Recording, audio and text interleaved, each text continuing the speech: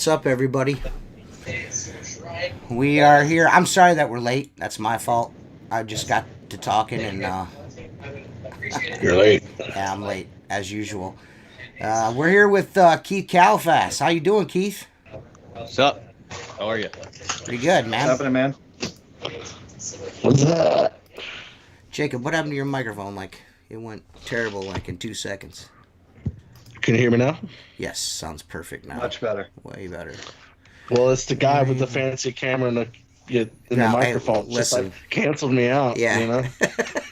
Yeah, that's what it was. That's exactly what it was. Smack that like button. Yes, yes, yes. No Mark tonight, guys.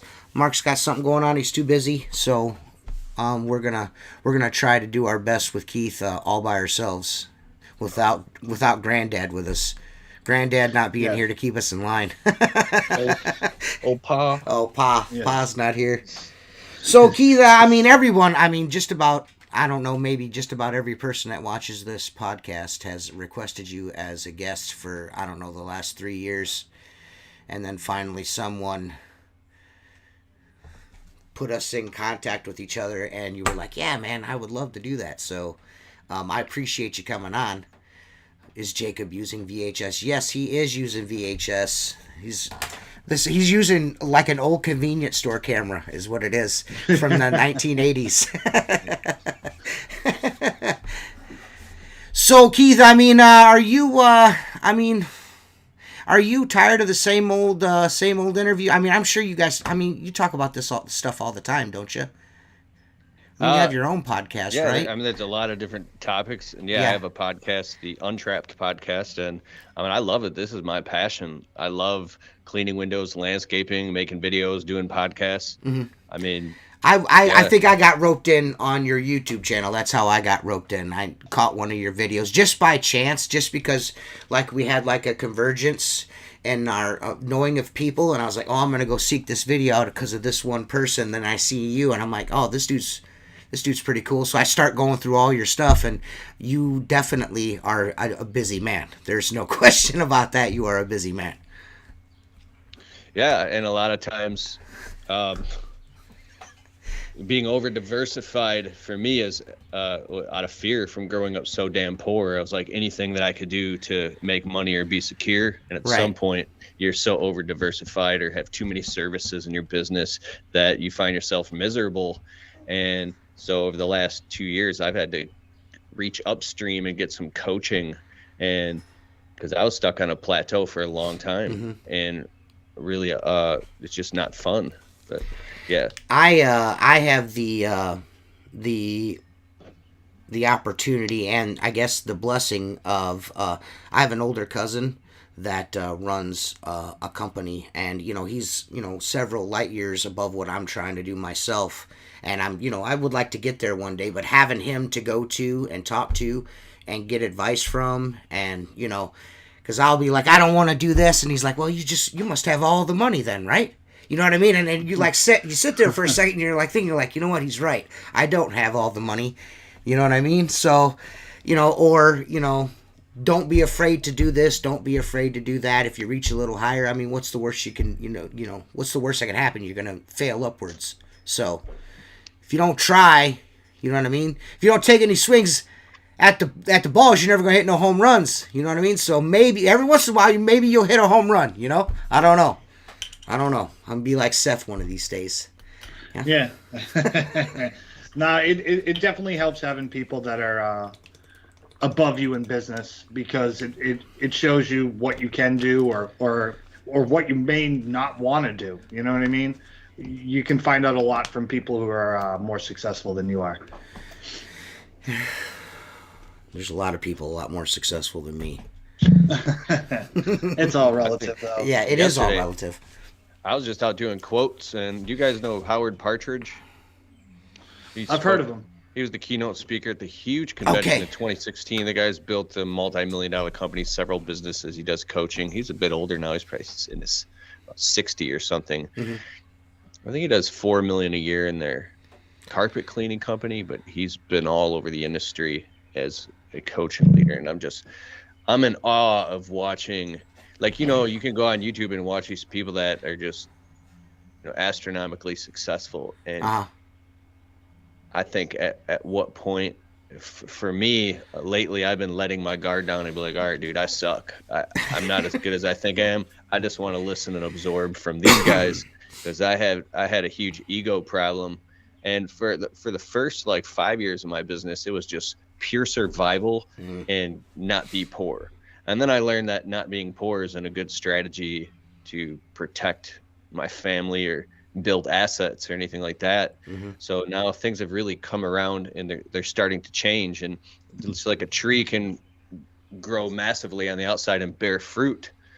I think first the roots have to grow underneath the ground, and it's hard and frustrating, because if you're growing your roots underground and you're on the personal development journey, like on the outside, it might look like you're just in the same spot in your business for like 2 or 3 years, but you're actually having tons of growth. It's just happening in different ways that you can't see yet. And then when you see people on the outside of you, like you might have a friend who has a multi-million-dollar business, Right. and then it's just like, it's driving you nuts. Like, when is it going to happen for me type stuff? And I've been really thinking about that type of stuff. And I have a buddy who has a very successful roofing company, and every time I'd hang out with him, he just bought another piece of real estate and this and another crew, and they're doing 160,000 a week here and this and that. And it's like, I'd get frustrated and start considering, should I totally change what I'm doing and do more of what he's doing just so I can get successful faster? Right. And that's just a path to misery.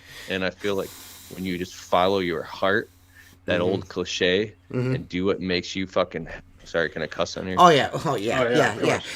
This is definitely the place for that. Like, you feel free to do you on here. You ain't got to worry about that here. yeah, dude. Like, and that whole age-old cliche of what makes you happy and fulfilled.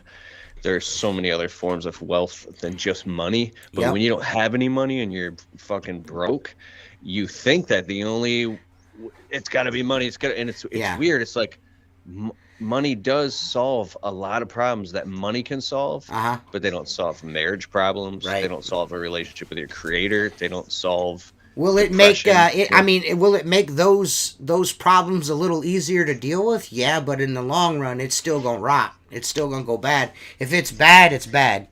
You know what I'm saying? So if the foundation isn't good, it doesn't matter how much money you throw at it. Right. And you got to build from that. Yeah. I'll be honest with you. When I started doing this, when I was like, you know what, I'm going to buy this window cleaning business from this dude I'm working for. I'm done working for this guy. I'm tired of not making enough money. I want to do this myself.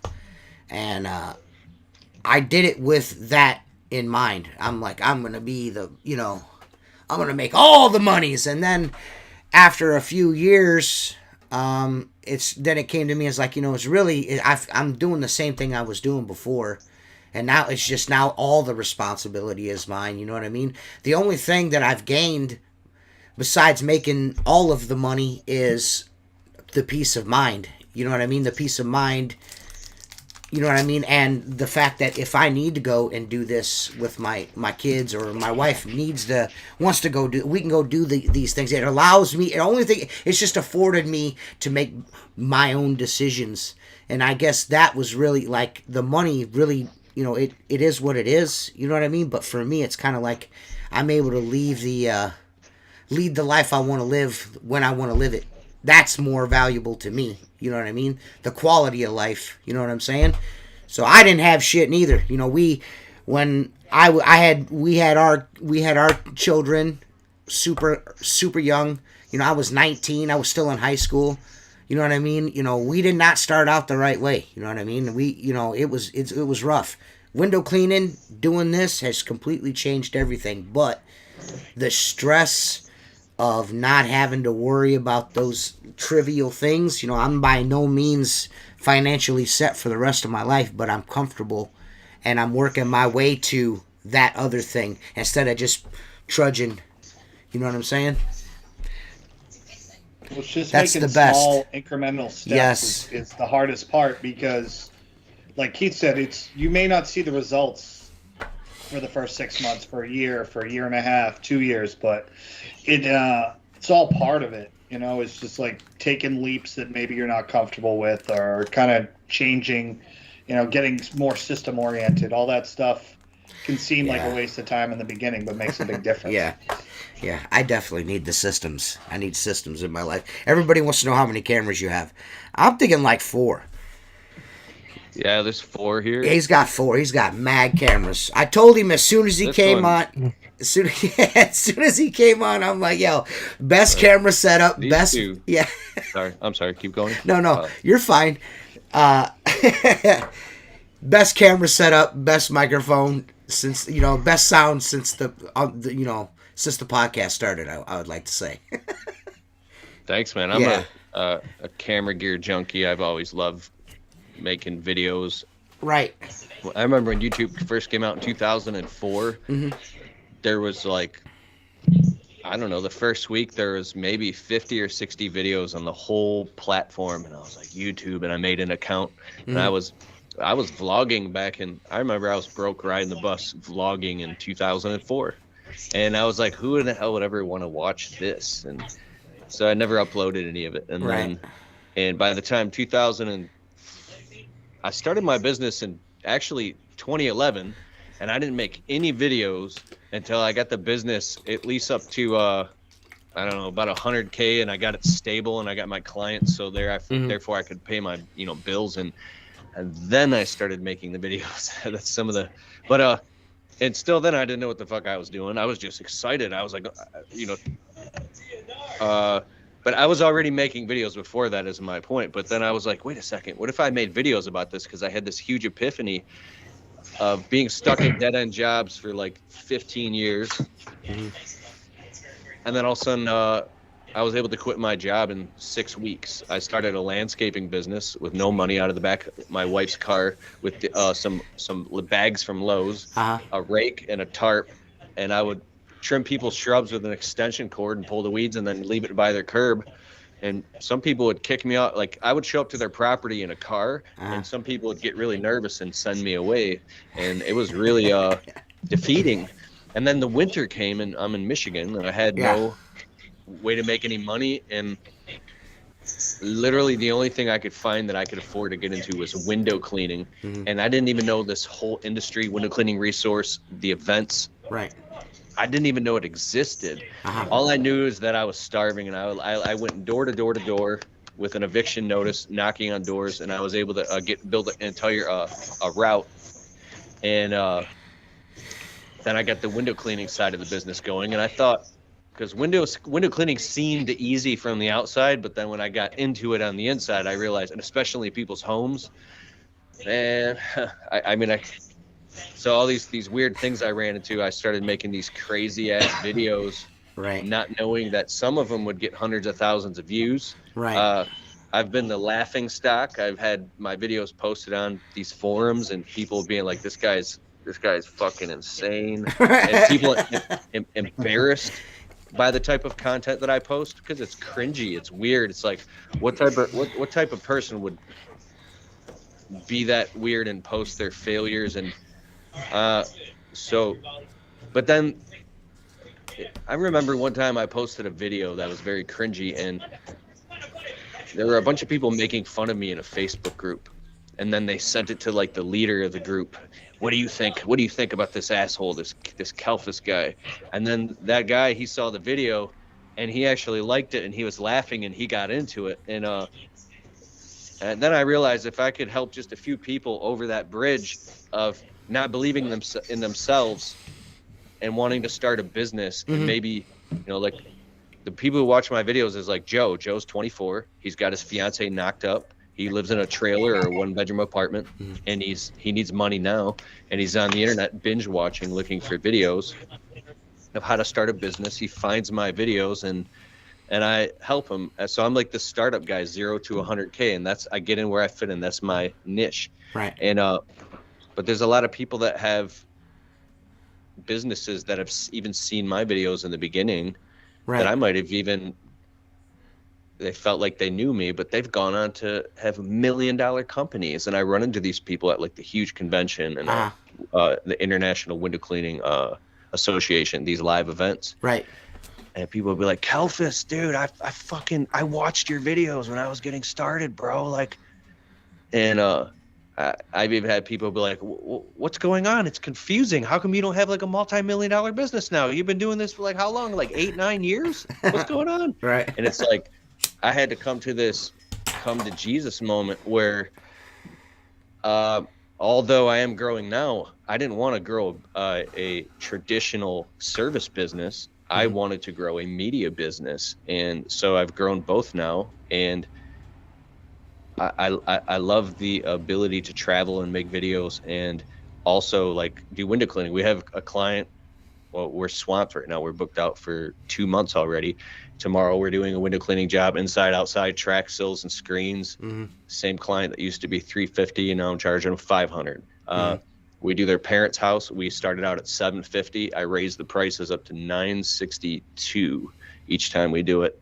And then we've offered pressure washing, so we can pull like a $1,400 bill in a day at one house. And I still don't get how some of these guys are pulling $2,500 a day, soft washing and doing all these things they're doing. And it's very inspiring to me. So I'm learning a ton. Well, I know efficiency. I'm just trying No, you're fine. Efficiency is key, man. You know, and I think a lot of those guys that are making that $2,500 like that a day or better are super efficient. You know what I mean? They're rolling up, knocking the equipment off the truck. Everything's staying on the truck. You know what I mean? They're boom.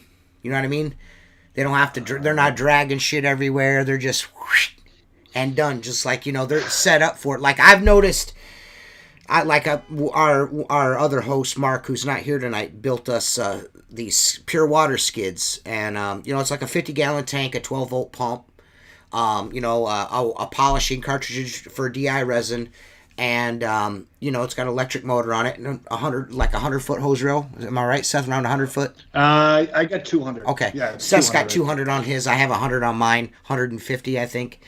And you just roll up, flip the switch.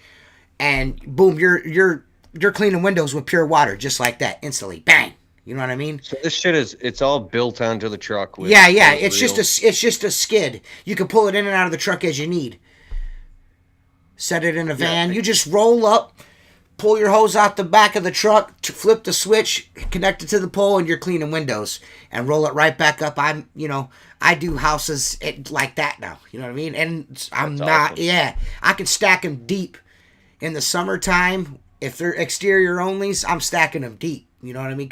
And now I think this year I'm gonna take another one of my. I have another standalone cart. I'm gonna take the 2 RO membranes off of there. I'm gonna slide them underneath the toolbox just in case I need to fill my tank up again. Because I could usually get 2 to 3 houses out of 50 gallons of water, which is, you know, they're lake homes. So I live on Lake Erie. I live by Cedar Point. I don't know if you know where that's at or not. Nice, yeah. Yeah, that's my area. That's where I work. And, you know, so the houses are not huge, but they're big, you know, and there's a lot of windows around the lake, you know what I mean? So I can usually get about 3 houses out, but sometimes it'd be nice not to have to stop at the shop and fill back up again. So I think I'm going to just take it another step further, just in case. I'm going to have a charging system built into the truck so it'll charge as I go. So the battery always stays charged. Does yours do that, Seth? Yours does that, correct? Yeah, I have a USB port in the back of the truck, so just boom. I just bought one of those connectors for it, and super easy. They're sweet, man. I mean, you could even, like for a case like you've probably got a couple of trucks running or whatever. You could just get a tank of water and a SureFlow pump and a battery. Boom, you're done. You know what I mean? And that would make your guys just a little bit more efficient, I think. That's how they're making that money. In the same way with the soft wash systems.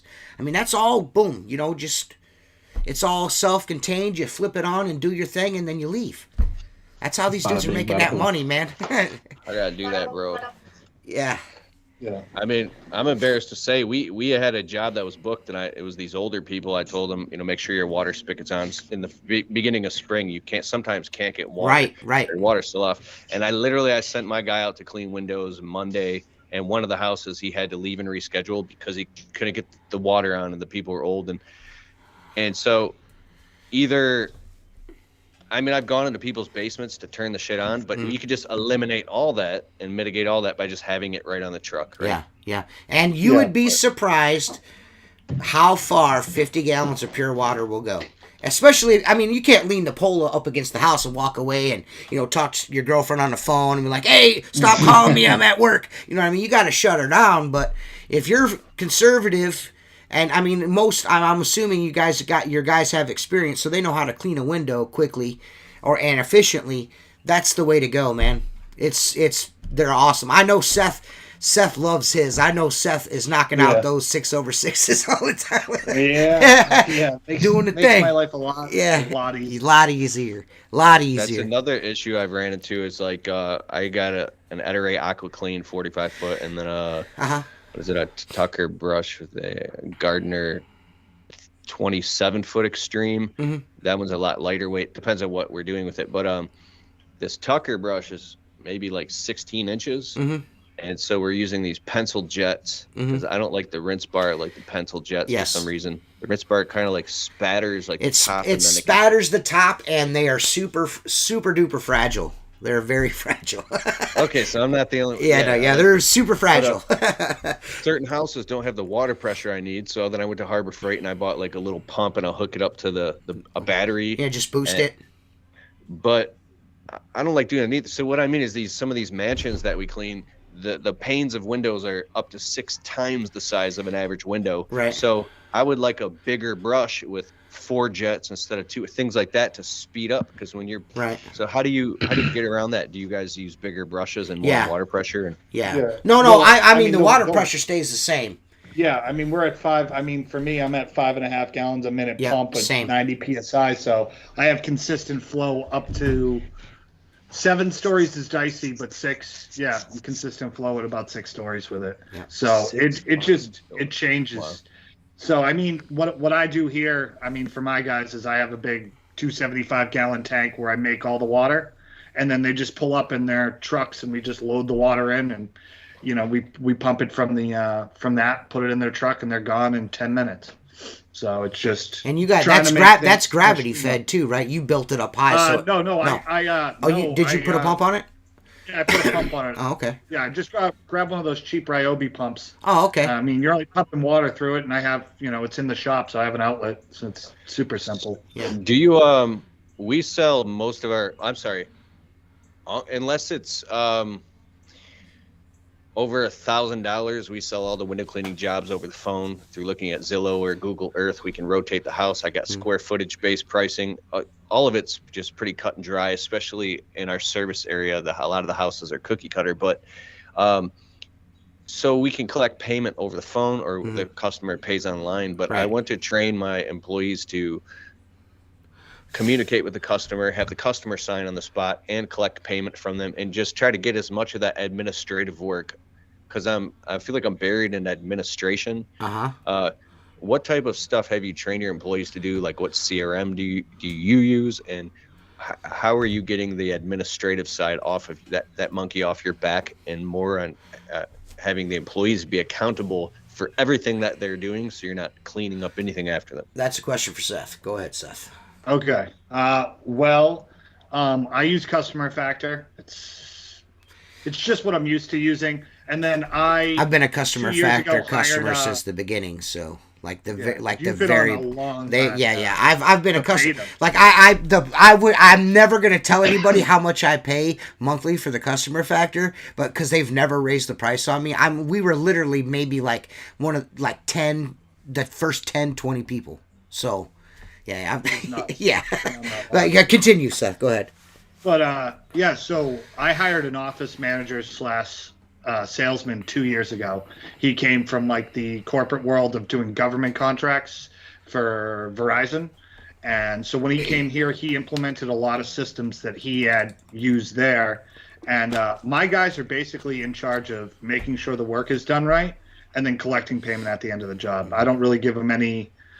Craig really isn't, my guys aren't really cut out for that aspect of the job. So I hired somebody who was. Yeah. And he handles all sales, and we meet twice a week, go over everything. But having an office manager really changed things for me. I love it. Actually, I'm here on the podcast and I have questions for you guys, but it's all good, man. I don't. Oh, that's good. we like going back and forth. So, I mean, out of the businesses that you run, which one gives you the most fulfillment, Keith? Dude, it's the media business by far.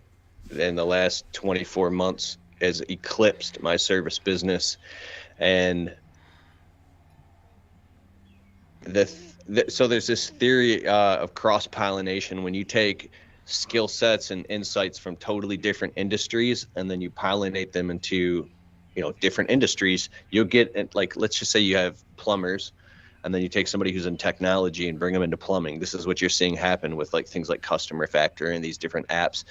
They're taking people that are in digital media or technology and then bringing it into service businesses, and it's allowing them to grow and scale with not much less effort at all, like these automated follow-up systems and all these things. So I still absolutely love my service business. We are out working all day today, and I love meeting with clients, and it's really fun. But I love the ability of how you can.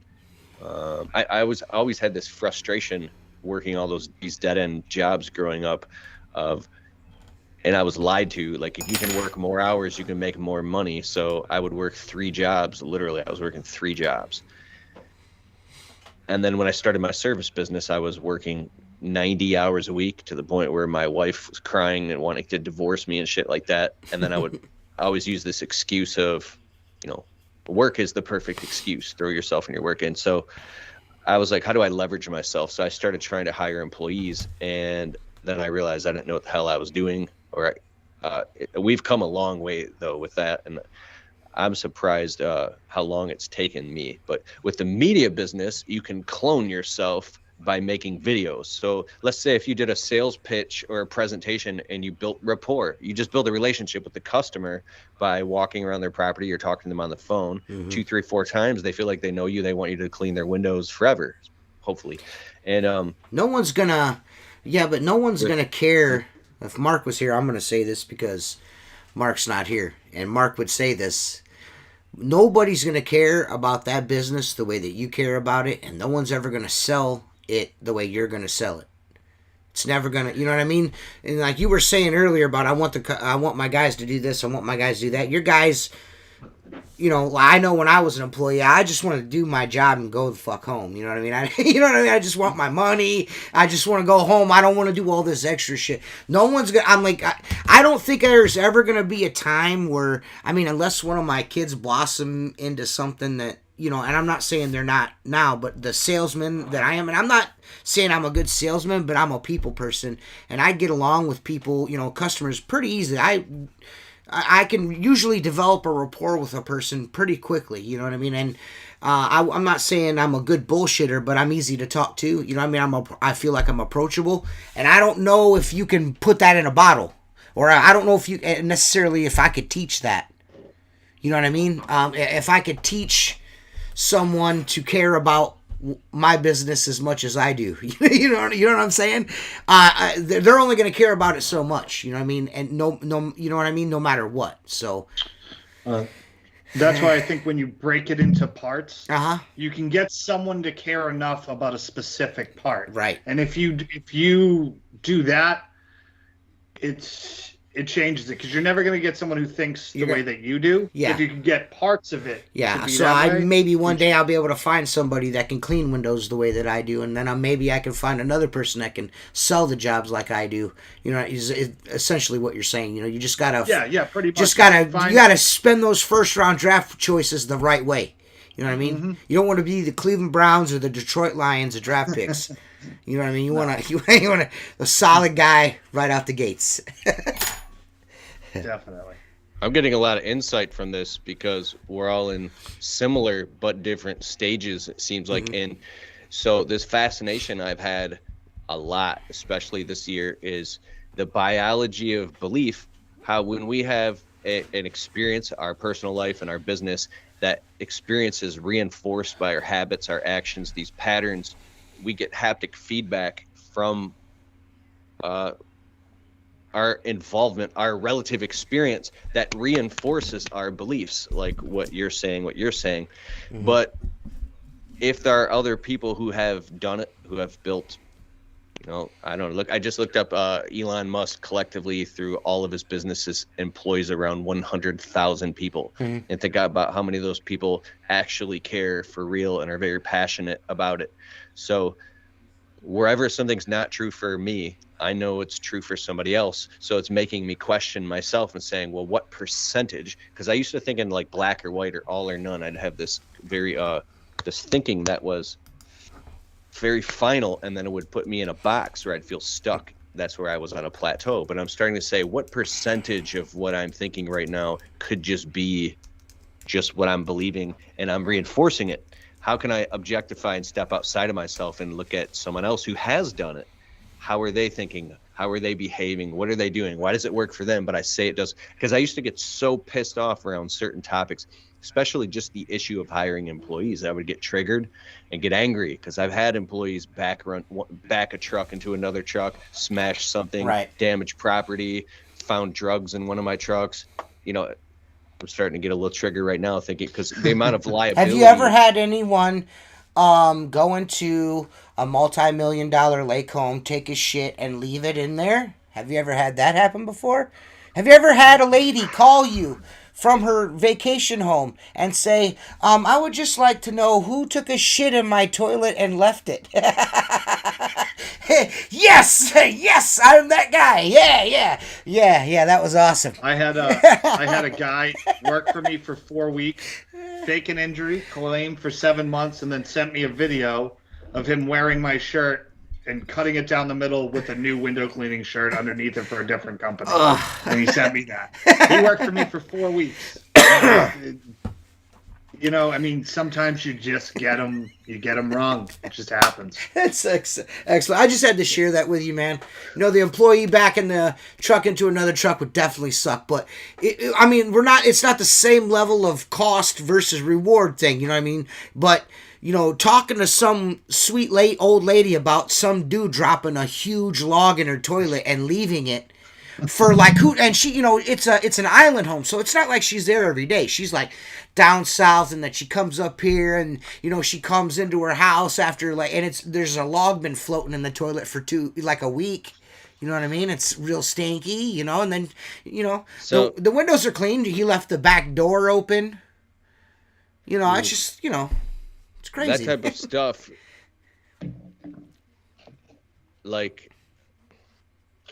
so that's where I get triggered. I want to take somebody and sit them down in a room and interrogate them until they fucking break down crying. Because I've been interrogated I would never behave like that. But just little silly stuff I've done. I've been interrogated by people or by bosses in the past. Like, why would you do that? When in a million years do you think it's okay to do something like that or say something like that? And when you own your own business and you learn how your ass is on the line for everything. It's my friend Eric Reno, the roofer. He said something. He's like, until a guy loses his own money out of his own pocket, he will never, ever be able to understand until he feels that pain or has some type of repercussions. But I'm learning how I am now this past couple of years, because I've had all these fears, and I've had a guy that I've paid cash to cut himself on a job site, and luckily didn't have to go to the hospital, and I didn't get fucking a work comp claim. Like, I've been through these really scary situations that scared me straight type shit. Right. Now when I hire somebody, I'm not their friend. I'm their boss. And it's very outcome based, and I know that you don't know anybody until you really know them. And I remember Brandon Vaughn said something. He goes, every new employee was going to be the savior of my business. Every time I hired a new employee, I fell in love with them. They were going to be the savior of my business. Right. And it was like that type of thinking. I'm desensitized to that now. I've some things I can't say that are current right now, but it's not that I don't trust anybody, but I'm learning so much. I love this, bro. I'll tell you, the way I hire is probably ass backwards. I go for the best guys I can get first and then work down from that. Because if you have a base and dude, I was definitely overpaying my guys for 2 years, but they were good. And I was I'll eventually catch up to them. I'll make a little less now to have rock solid guys. dudes. Like, have the best dudes. You know what I mean? There's nothing that beats a couple of really good dudes. You know what I mean? And you could, like you said, you just work your way up to that. You know, you might have to pay them a little extra to keep them around for a while, but eventually that production that you're getting out of them, and that will trickle down to them mediocre dudes, and maybe those mediocre dudes, maybe out of those 2 or 3 mediocre dudes, you might get another good dude out of there. You know what I mean? You know, exactly. So you're eventually going to have a stack of good dudes. You know what I mean? So, yeah, I mean, that's why I sacrificed my pay so that I could offer health insurance and 401ks and make this like a career and not a job for people. And for me, that's what's worked. And now some guys go out and have 80 employees, and I don't know how you do that, but there's guys out there who do it. And I don't think there's one right way to hire somebody. I think it's based on who you are as a person is going to work for you. Wow. Dude, I love everything you just said. I was listening to a podcast way back in the day with Chris Lambernides talking about, my man. I think, pardon me, was he doing like $7 million in his window cleaning business? He was doing a lot. I can't even remember how much it was, but it was a ton. So I heard this story. He was doing millions of dollars in his business and was packing peanut butter and jelly sandwiches. And so I'm listening to this podcast. This was years ago. I'm like, why would a guy who's doing millions, he's lying. It's bullshit. He wouldn't pack peanut butter jellies. And so it's like this last 2 months, I've had the biggest months I've ever had in my whole life. And I have never felt, I don't know if broke is the word, but I've never felt so efficient and counting every penny and so tight with money. And it's like the amount of money you think that, if you ever made that amount of money, it's a lot. And then if you finally get there one day, when you get there, you realize that you set the bar way too low, and it's not shit. Like how revenue is just a vanity metric. It doesn't mean anything, only the actual net profit. And I'm learning that, and I'm afraid to tell anybody the amount of revenue that I've generated, that people in my circle that I personally know, because I don't want them. It's like, you tell other people that make more money than you because it's not shit to them, and they'll just kick you in the ass and tell you to get your shit together. Like, that's the type of people I like to hang out with. I'm pretty much the brokest friend that I have, right? But there's other people who think that if you told them that, you know, you make $100,000 a month or something like that, I don't know how much, like, they would, even if you told yes, but it's only a 28% profit margin or something like that, they wouldn't even hear any of that. They would just, you make $100,000 a month. No, I don't make $100,000 a month after all the costs and expenses and that, and some, you know. I don't think. You know what I'm saying? Like, yeah, I don't think. Yeah, I know you what know, you mean. I mean, maybe. That. Yeah, I mean, and maybe it's just me, but that kind of conversation, like, you know, I have a lot of industry friends, and I got to be honest with you, I don't think money has come up very often. You know, maybe it's just my personality. You know, how much money you making? You know what I mean? I don't know. You know what I mean? You know what I'm saying? I don't know that how often. You know, Seth and I have had a conversation about that. I mean, if I have a question about my finances and I'm like, what do you think about this? Seth will be like, well, this is where I'm at. And you can kind of, and Mark would be like, this is where I'm at. And then I could kind of measure myself off of it. I try to not be around too many dudes that make me feel bad about how much money I make. You know what I'm saying? Like, it could become a pressure cooker after a while, because it could be not constructive. It could be deconstructive. You know what I mean? Like, man, fuck, dude. You know, why you busting my balls, guy? Why you busting my balls? You know? So there's so much more to owning a business that can afford you. Like, time to me is my biggest resource. Mm-hmm. It's a finite amount of time that I have, and being in control of that for the first time in my life is amazing. You couldn't pay me to do anything else. You know what I mean? Right. There's so much. Are you happy? Yeah. The key is to surround yourself with people that are successful, and then you can use them as a barometer and a like a fence, like a grab on the wall. You know what I mean? Like, I can, you know what I mean? Just keep, you know what I mean? And learn from those people. That's like when I go sit at my cousin's business on Saturday mornings and we have coffee and maybe a donut, or, you know, we sit and bullshit for a couple hours. real early in the morning. I value that time with him because there's like a bunch of successful guys, older men around me, older than me, some the same age, but you're learning things, you're picking up things from them, and they've got more than I've got, but the more years I've spent around those people, I keep getting closer and closer and closer and closer to that. Just learning those lessons, picking up those tidbits, you know what I mean? Learning how to walk that walk, you know what I mean? So, but that's really good. Yeah. Now, are you able to ask those people, like, let's say you're like in a stage 3 business, but you're still stuck having these weird little stage 2 problems that you're almost afraid to bring up and ask them because they were like, what? You're still struggling with that? That's never bothered me because no. How did those guys learn? Yeah. You know what I mean? Everything that this guy those fucking guys didn't trip over their dicks into a pile of money. You know what I mean? Like, you know what I mean? That's not how they got there. They asked somebody a question. They may have gave out a hand job or two. You never know. You know what I mean? Well, what I'm saying is you got to humble yourself at some point. He's got a sweet mouth. Yeah. You know what I mean? You got to humble yourself at some point if you want to be successful at anything. You know what I mean? If it's like being the best guy in the backyard throwing horseshoes, you got to humble yourself and maybe pick up a little advice from the old sage, the guy that's been there all the time, the guy that's always hitting those ringers. You want to ask that dude, hey, how do you pitch that shoe like that? You know what I mean? That's the same way with my cousin and his friends. Like, man, how did you do that? You know what I mean? Man, how are you? You got 2 you worked at Ford for 40 years. You got 3 vacation houses in Florida. How did you do that? You know what I mean? How did you do that? You know what I mean? Now you're retired. You sold those off. You got money. You ain't got to worry about shit now. How did you do that? You know what I mean? And he just goes in and punches a clock at Ford. You know, you could pick up something from any person, any walk of life if you just stop and listen.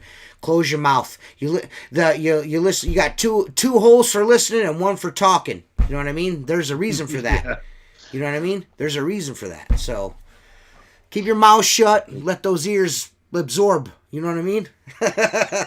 There's one thing I've been doing now. There's this guy, Dan Plata. He's the CFO of Blue Sky Services, and he's partners with like Michael Dahlke and all them guys. And so they've got 6 different businesses, and a few of them are in the millions. And he's a triple finance major, and his company does my books. And so I've been scheduling these expensive Zoom calls with him.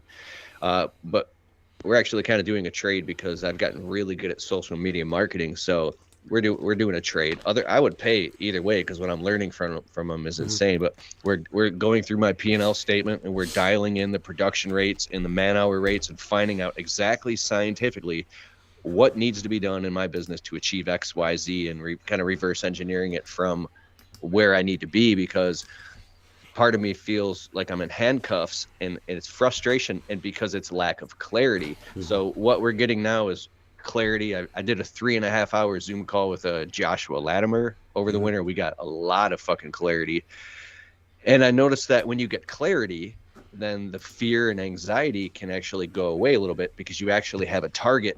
And I was like, I kept pulling the work harder lever and just going in circles and not knowing why. And now it's like sharpening it down. But the scary part is now I'm saying no. I'm narrowing down our services. I used to be the guy that would do everything for $1, but I realized you can't train employees everything. And so it's tough because I'm losing customers and we're raising prices, and I'm going through growing pains. And what do you think about that, Andrew? So yeah, I mean, that's kind of what happens to you. You hone in what your most profitable things are. And you know, the customers you had year 1, if you have them year 7, that's a problem. Do you know what I'm saying? Like it really is. Like you didn't know what the hell you were doing year 1. And if you kept on to that customer, that's my opinion. But it's one of those things. You're gonna hit stages. So you're like your first 10K week, your first 15K week, your first 20, and it's just. And sometimes you have that great week, and you're like, I didn't make $1 this week. You know what I mean? You're like, I was chasing my tail, fixing this, doing that. Yeah.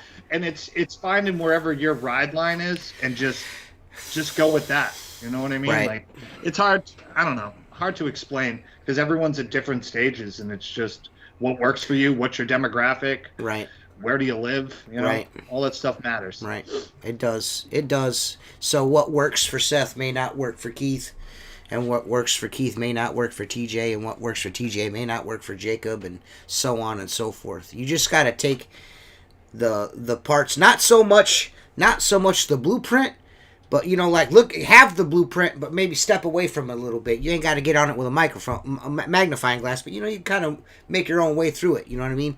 Because I can't do what Seth's doing, because Seth lives in probably a more predominantly wealthy community than I do. You know what I mean? He might be able to service an area like Los Angeles, and I'm servicing an area like downtown Toledo. You know what I mean? It's like, it's gotta make sense to you, but you can meld that stuff and take those lessons and apply them. Like Seth's, like I had 2020, the COVID thing happened. I had all my eggs in the restaurant basket. I was doing a shitload of restaurants, like a shitload, and then like a light switch, it was shut off, and I was like, what am I gonna do in the spring? You know what I mean? And Seth's like, dude, you can clean windows, right? Yeah, just do all residential glass then. Just sell the residential. And now I'm beating residential off with a stick this year. I can't. I mean, my phone's ringing off the Are you hook. doing interior window cleaning too? I do it. Yeah, I do it all. Yeah. I'm a window guy. I'm a window dude, man. I'm just a window dude. Can I ask you about that? Like landscaping, like dudes that come from the landscaping industry, pressure washing industry, are super hesitant to go inside people's houses. And I, as a window cleaner, first and foremost, do not give two shits about going in your house. I'll go in your, I go into houses on islands in the lake that have paths through them where their dogs have been shitting on the floor for 2 years, and it's like a $500,000 house. I'm not kidding. You know what I mean? I'll go in their house and clean their windows for money. You know what I mean? I'm going to wear a hazmat suit when I do it. But I'll do it. You know what I mean? The key is to set expectations.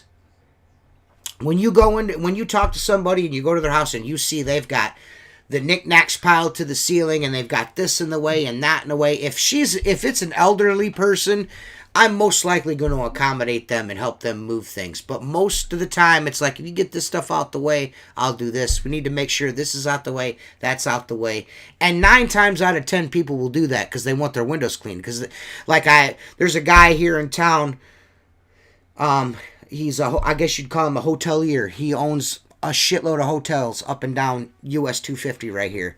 And I've been doing his windows for years. And he's like, Terry, I don't hire you because I can't clean windows. I hire you because I don't want to clean my windows. He goes, anybody can do what you do. He goes, the difference is of the attention to detail that you pay to the things that, and the fact that I do not have to do it. That is why you're here. You know what I mean? Super sweet guy. I've actually sold him on buying his own water fed systems for his hotels because I'm too expensive to clean his hotels. I clean his house, his mom's house, his brother's house, you know what I mean? But I'm too expensive to clean any of his businesses. That's too much money. I'm not paying that. Tell me where I can go to buy that stuff? I told him where to go buy it, and I've still been doing his house all these years later. So, it's just about them dudes not wanting to do it. You know what I mean? They just don't want to do it. Nobody wants that. If you have the money to call a window cleaner, you know what I mean? You'll accommodate, you know what I mean? Because you just don't want to do it. It's a vacation home, whatever the case may be. Most people have no issues moving things out of the way for you. I know, like, you're worried about breaking something, right? You know what I mean? Is that what you're worried about? I've been inside of, if I could guess, like, realistically, 3,000 to 4,000 homes I've been inside of from 2 different counties. I don't care. I'll go inside of someone's house. I'll jump up on the kitchen sink, start pulling. I'm so comfortable inside of people's homes, and I'm so comfortable that the customers feel comfortable. I think we have about 110 positive 5-star reviews on the window cleaning business. Mm-hmm. But it's when I started hiring employees and bringing them into people's houses. That is. I mean, now. Like, what do it's you do different when you get for a me. call, It's different for me because I'm a family run and operated business. You know what I mean? Like, anybody that's going into a house, I know them personally. That's they're blood of my blood, and I will beat them to death. You know what I mean? But if you hire somebody off the street, that is a different question altogether, because you never know, something could come up missing. Then you're that guy. You know what I mean? Like, you know, it's difficult. I do see that. Seth, how do you manage that? I mean, you just gotta trust them, right? You just gotta, right? Well, it's a process for new guys. They don't work on their own for a long time. And then the two guys that I have that are my most reliable will give me feedback. They're like, this kid's never going to make it doing this. Like, he's, you know, it's just not going to work. And so, you know, either I'm like, well, can I save them? Can I put them here? Can I have them do this? Or they're gone. You know what I mean? Like, inside people's homes, it's like you have to be super particular about who you have doing that. You just, I don't know. For me, it's been a feel thing. I've been doing this now 20 years this summer, and it's just you get a feeling from a guy in the first, I don't know, week if he's gonna make it. You know what I mean? Right. You just know. Right. You know? Yeah, that's true. I guess. Yeah. I mean, I'm now have any employee, like I think I said this earlier, I don't know if it's extreme, 39 pages of documents they have to sign, from background check, drug screen. They got to do a drug test, submit paper to the DMV to check their driver's license. I said background check. Non-compete form, media release form, then all the payroll and all the hiring stuff. And I've got it in my office, and I want to get it up to like 50 pages and get it all digital so they could just do it all on a tablet or via their email. And I've just hired a risk mitigation attorney. I interviewed him today to look at my businesses, and he said basically I'm a worrywart and I'm really paranoid. It's like, sounds like it. I mean, 39 pages. Holy shit! Yeah. If I walked into your office, I did an interview with you. I'm like, man, I'm gonna go work for Keith Kalfas. It's gonna be dope. And I walk in, I sit down at your desk. You're like, here's these 39 pages I need you to sign. I'm like, we'll call you in a week. You know. What is this guy? This guy's freaking out, man. I hired a new guy. He sat there. I paid him for chilling, fill out all 39 pages, and then my wife works in the office. We just home-based office, and then she's putting all his info into payroll, and then I'm sending him Monday for a drug test, and he went and got a chauffeur's license, and I'm doing a full background check, and I'm thinking about hiring Estes. I got a question here in the comments for you. They would like to know if you'd hire a felon. I would. You wouldn't? Yeah, I don't care about that. I would. You would? Yeah. As long as it's not an actual breaking and entering, or a violent crime of some sort. You know what I mean? Run it past my attorney, but everyone deserves a second shot within reason, like kitty touchers and stuff like that. You know, you get no love. You get no love. You know, none. Everyone makes a mistake occasionally from time to time. So it's good to give someone a second chance. Within reason. The one interesting thing is being in people's homes, cleaning their windows, and you go into their personal bedrooms and you see dresser drawers open, and you see all types of personal items that I'm not looking at. I don't care to look at. I'm just looking at the windows. But I just think about good old double header. What if you? Yeah. Got him. I called my wife up one day after I left a customer's house, and I'm trying to clean the windows in the bedroom, and I see something, and I call my wife immediately. My wife is very smart, very very particular. She's and I said, "What do you think about this?" She's like, "Just don't say anything. Just keep moving on." And my credibility as a service business owner will speak for itself. And it's like, but it's like, or imagine if a drawer is open right next to a window, you're cleaning the windows. Is the customer going to think that you opened that drawer? Right. Should you close that drawer so they don't think that? Hell no, don't even touch it.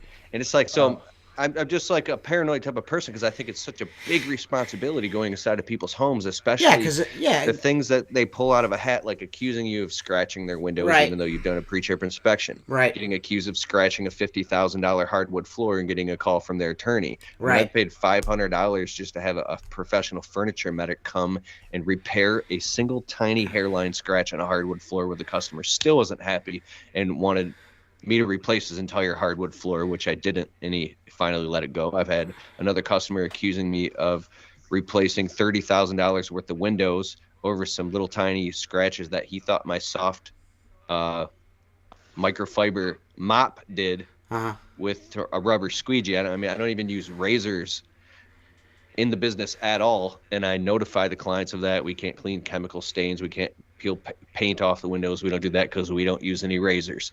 We don't use any abrasives or anything. And they got this whole checklist, and I'm mitigating all this risk. I feel like I'm running my business like a fucking attorney, right?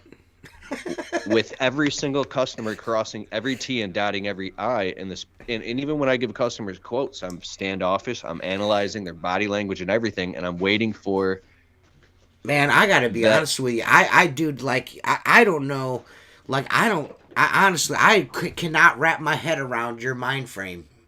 Like, you know, I don't, dude, that's gotta be a lot of stress, man. That sounds super stressful. I am the complete and total opposite. If I walk into your bedroom and I'm cleaning your windows and your panty drawer's open and the vibrator's hanging out, I'm shutting the damn drawer. I don't want to see that shit. You know what I mean? I'm saving you the embarrassment. You see the rubber suit with the zipper mouth? Yeah. I'm saving you the embarrassment and me having to talk to you about it. You know what I mean? Like, you know, like if they say something to me about it, did you close my drawer? I'm like, yeah, it was in the way. I was trying to clean the window. I didn't want to, you know, knock anything over. You know what I mean? Come on. You know what I mean? Come on, lady. You know, put your, you know, like I've walked into bathrooms and there's been one suction cup to the shower door. You know what I mean? Like, you know, there's some weird shit going on. You know what I mean? I had an old lady for 5 years. She had dementia. She lived in a retirement community.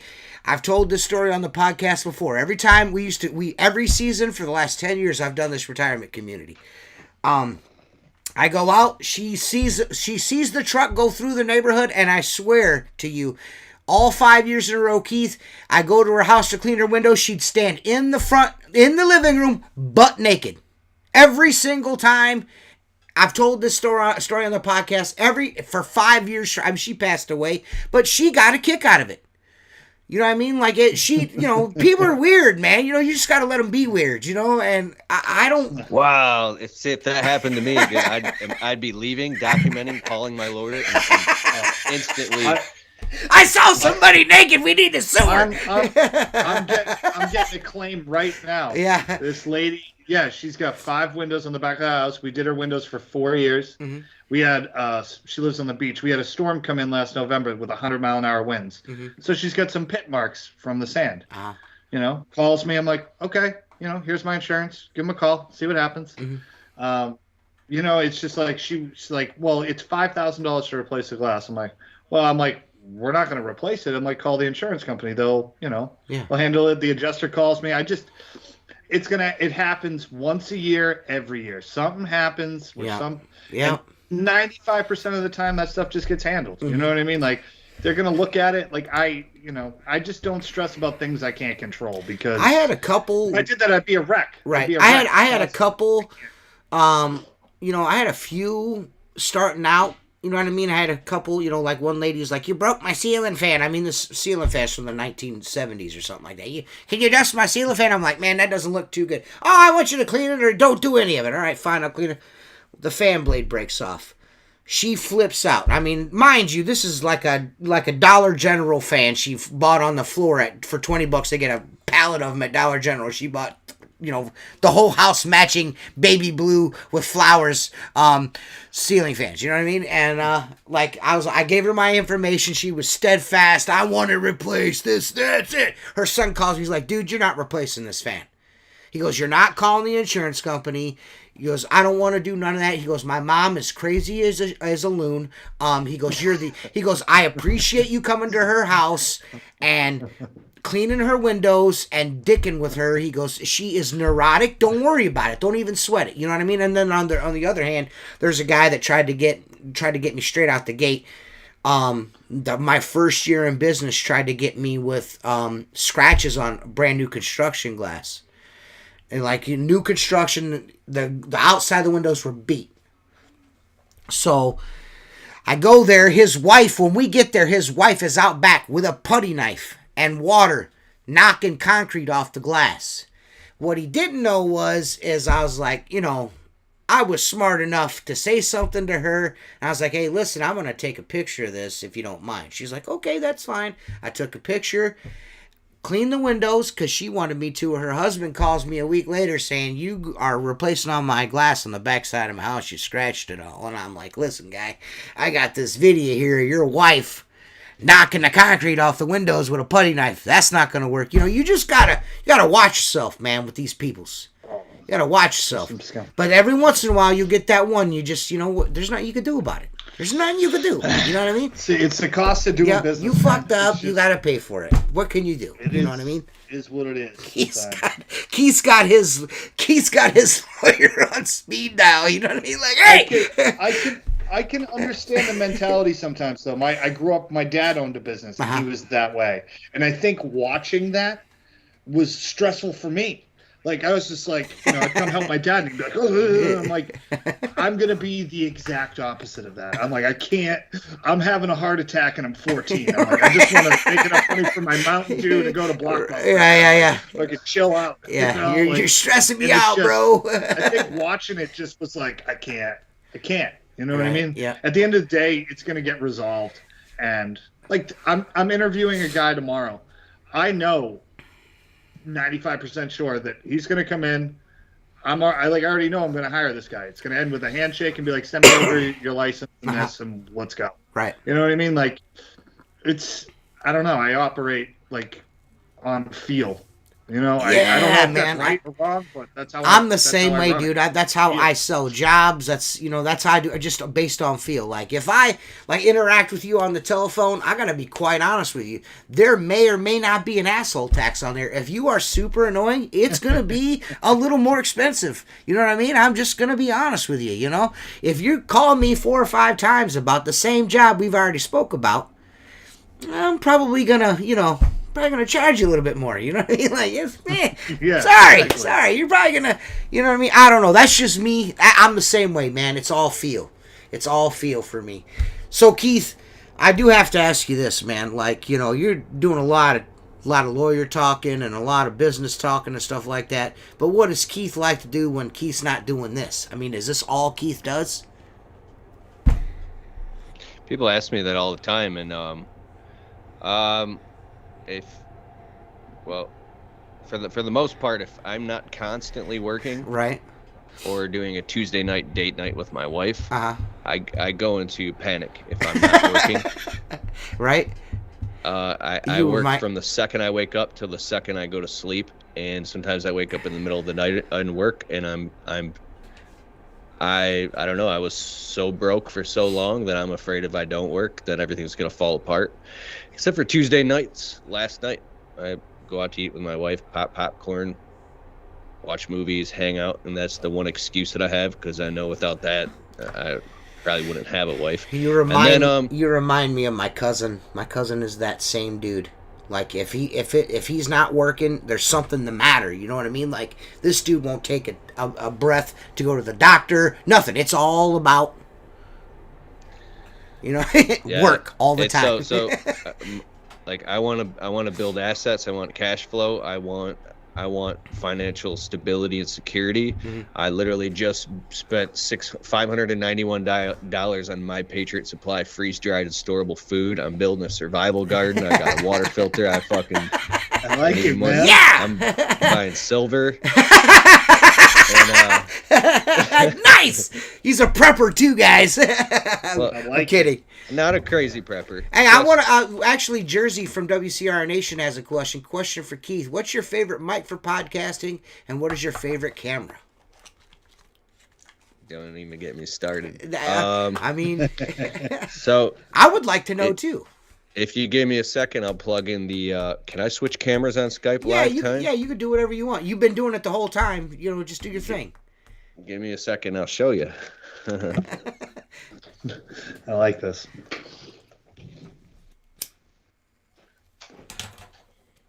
This has been great. Hey, Jacob, thanks for moderating the chat for us, man. Sharing it out. You got people watching and everything. You're a sweetheart of a guy. He's quite the gentleman. Yeah, he's man, a- I'm muting the mic. She said something, and about the background noise. So don't think I'm just no. talking. Yeah, I didn't know if it was you or Seth or Keith. I wasn't sure. Yeah.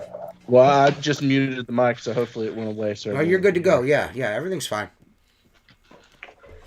All right. So. Oh, it's like the big reveal. If it's not electro voice, it's wrong. Uh-oh. Name brand said electro voice. Name brand can eat a dick. Correct. There's also that. Young Roddy Piper over here. I like Austin though. He's a good kid. Austin is a good kid. He gives me faith in the next generation. He gives me faith in the next generation. Yeah, he actually works. I like that kid. Oh, what's that there? So this is just a webcam, but it's called a Logitech Brio. It's been out for a few years. It's like $300. Uh-huh. And it gives you this really good video quality, but you could also move it around. So this is my studio. I've turned my garage into a studio. Like, here's us. Uh-huh. This is the Blue Yeti. Anybody can get it for $100. Yeah, I've got one. I've got one myself. I'm talking on one right now. So the Blue Yeti for $100 is, I believe, the best mic that you can get because you can plug it in via USB and it just sounds great and it works all the time. It's like the one-hitter quitter. Here's the A10 Mini, which I'm switching all the camera angles from. Oops. Well, I guess you could see. Yeah. Do you see the camera switching over there? Uh-huh. And then you got the Rodecaster Pro, makes the mic sound better. But as far as cameras, I'll flip to over here. You see that? Yeah, we see it. So this is the Canon EOS R6. That's 4K. It's amazing. This is the C200 Canon cinema camera with the 70-200 lens for shooting documentaries and films and stuff. And this right here is my favorite camera. It's just the Canon C70, and I've got a screen on each camera. Uh-huh. And this used to be my favorite camera, which is the 1DX Mark II. And the reason I love this one because it's Netflix approved, so it basically does everything. Wow. And then here's the whole backside of the studio with all the lighting and microphones and shit. And this is all actually a set. So I could talk about this shit for an hour because I'm so fucking excited. Well, when you came in, and I seen this, I was like, this dude is on like another level with this shit. Like, like, whoa, man. Like, I got a t-shirt press. Hey, I got a t-shirt press in the background here. You know what I mean? That's how I'm living. You know, I'm pressing t-shirts in the background here. You know what I mean? That's good. No. I mean, I don't print anymore. I that's third party now. I don't do that anymore. I just come up with shit and have them print it. We have someone. We have another question for you here, man. I want to make sure that these guys get their questions answered because they've been like, please get Keith on. Does Keith pay any attention to the Lawn Stars? Wait, which Lawn Stars podcast? I don't know what he's talking about. That's just I have watched Lawn Stars on YouTube, and there's a podcast. Mm-hmm. And I'm aware of a lot of different channels, but I'm so busy just running my own business and creating my own content that I don't consume much content at all. Somebody said all those cameras, and my favorite video of Keith is the one in Home Depot. That was filmed with my phone. That one got like 3.2 million views. Hey, man. Just on Facebook alone. And so my favorite, I gotta interrupt you. My favorite video is the one where you ran up on Eric Bland. That's my favorite video. That's my favorite video of all time. It's the best Where he was one. cleaning the windows at Tim Hortons. Yeah. With his 17-inch Zorbo Squeegee, that was the best thing that ever happened in my entire life. I've never felt so more vindicated ever. I had such a, I mean, I don't have anything bad to say about him anymore, but at one point in time, he was very, very weird with me. Like, he went as far to go to my business page and take every one of my 5-star reviews and leave a comment underneath of them saying that I'm an internet bully and I'm a bad dude and not do business. Were with you me the and one shit. that created the turkey face, the turkey head dance? No, that wasn't me. No, that wasn't me. Bro. I haven't seen that one. I actually like Eric Bland a lot, and when you get to know him, he's a fucking great guy, man. He's awesome, and I ran into him a couple months ago at the mall, and we were talking. He's just full of energy and inspiration. But right. So 2016, it was freezing out. It was like the spring hadn't started, and I'm in the drive-through at Tim Hortons, and there's a dude cleaning windows. Whenever I see a guy cleaning windows, I'm like, that's my people. Right. And he goes, "What's up, bro?" And he's all hyper, smiling. And I was like, and I don't know. I think he recognized me. He's like, "You're Keith Kalfas," because my videos. I was like, "I'm getting my coffee. You want to make a video right now?" He's like, "Oh, sure." So I jump out with my camera, and I literally make a video with him at Tim Hortons. But then, I'm videotaping him cleaning the windows. He's doing a motivational talk, and he's all excited. But then he kind of goes overboard. He like pulls a stack of money out of his pocket and starts talking just stuff that would seem controversial. Yeah. That it could be thought of as braggadocious. Yeah.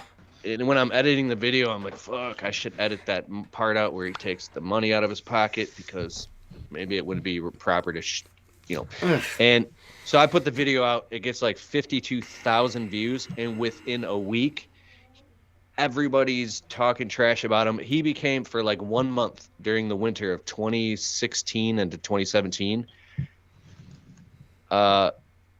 people in the Midwest get bored in the winter, and they're looking for something, bro. And it just landed on him. He didn't even really do anything. I didn't really have like anything disagreeable to say about his personality or what he was saying or anything. All I did was he was shouting out numbers, and I like to add. You know what I mean? Like, I like to add, and his shit didn't add up, and I wasn't being nasty. I was like, "Hey, man, that doesn't add up." You know what I mean? You ought to correct that. You know what I mean? And he off the deep end. You know what I mean? And I'm like, honestly, what I think it was is, I think what you were saying is that time frame right there. I think he was just super on the defensive. You know what I mean? And I'm an engager. And if you throw any shade at me, I will shit down your neck.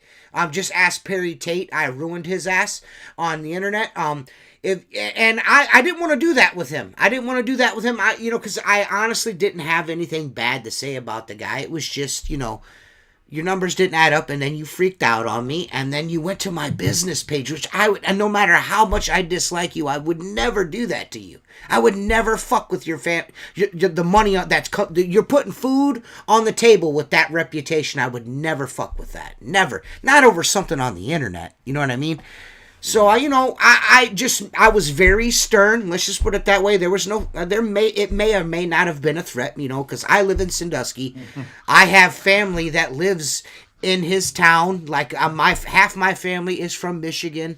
You know what I'm saying? So around the Ann Arbor, Chelsea area, you know what I mean? I got peoples everywhere, up there. So I just made it known, like, at any time, you know what I mean? We could rectify the situation, and it all stopped. And we came to an impasse. I wished him well. He wished me well. We ended things on a good note. You know what I mean? I'm glad that he's doing better now, and he's put that shit behind him. You know what I mean? Because I could tell by talking to him on the phone that he wasn't a bad dude. He was just like on the defensive. He had his shield out and his sword, and he was just whacking at shit. When he seen it, he was like, whack, whack, whack. Exactly. That was exactly why he took a lot of heat for that period of time, is because he would get so defensive so quick. So when people saw that, especially on the internet, they would just pour gas on the fire. And so that's what window cleaners do, man. Yeah. We're bored. It's wintertime. It's wintertime, and you're talking shit. And so somebody took him, and they somebody was good at graphics. They put a chicken on his head and they made a video of him like dancing around and they were sharing it all over. And like, I won't go any farther, but it's like, because I've talked to Eric and he doesn't, I don't know, man, but he's called me up and we've talked on the phone. We ran into each other at the mall and I don't know. I think he's super cool and I think he's a great guy, but maybe a couple of people that he's been overly defensive with have this perception of him. Like, I don't like that Eric Bland guy. And it's like, but I think what's cool is I think when you have a polarizing personality, especially if you make videos and you put out content, you're going to get people who really love you and people who don't like you. Dude, I am that guy. It comes to the territory. I am that guy as well. Just as much as he is that kind of polarizing, I am as well. There's people that cannot stand me. I have dudes that get into my inbox and talk about my wife who's never even on camera. You know what I mean? She's you've never seen her before. You know what I mean? You don't even know who she is. And they're talking bad about her. You know what I mean? Like, so, you know, I get it. You know what I mean? Like, people don't like that I have tattoos and I say fuck a lot. You know what I mean? And I'm just generally kind of like, I'm as brutally honest as I'm an asshole. You know, I have no problem saying that. You know what I mean? Some people were brought up that to think that if somebody has a brash personality or they're polarizing or just they're very passionate when they talk, to get all up in arms and out of shape out of it, when it's just communication. People have different communication styles. I have a brother-in-law who during the holidays, he's drinking and he gets right up in your fucking face. Like you will literally think you're about to fight with him the whole time you're on guard, because his whole body language. And now I'm cool as a cucumber and I just understand that's how he communicates, and he's got a couple drinks in him and it's cool. It's like, you know, same people that will comment, but when it comes time, they won't. Yeah, hey, listen, I'm definitely not afraid to post a video of me cleaning windows. That's for sure. If there's one thing I've always told everybody, you're like, man, dude, you're so good at that. I'm like, no one is ever going to accuse me of not being able to clean a fucking window. You know what I mean? I'm not, you know what I mean? I'm not going to, you know what I mean? That's not going to happen. That's not ever going to happen. You know what I mean? It's cleaning a window. You know what I mean? Like, you know what I mean? If you're going to do that and post that and show that to a bunch of people, like, I just cannot understand dudes that will post TikToks or YouTube videos and they're cleaning a window and they don't, like, close out clean, or, you know what I mean? Like, I'll make mistakes. I'm not saying I don't make mistakes, but if I make a mistake, I correct it on video. You know what I mean? Because you're just opening yourself up to getting shit on. Sure. Yeah. You're just going to get shit on. I got a question. Yeah. Keith, how do you feel about the guys who hold their squeegee with their pointer finger? Are you talking about they grip the handle? Then yeah. What do you think about that? Yeah, they use the finger on the what top do you think edge about of that? Wait, I'm going to go get a squeegee. One second.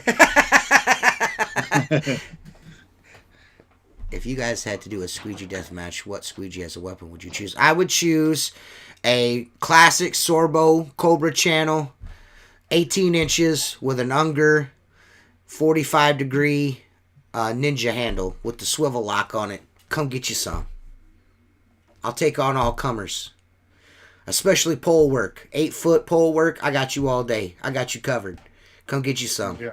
Come get you some. I got you You're covered. gonna be good with that. I got you covered.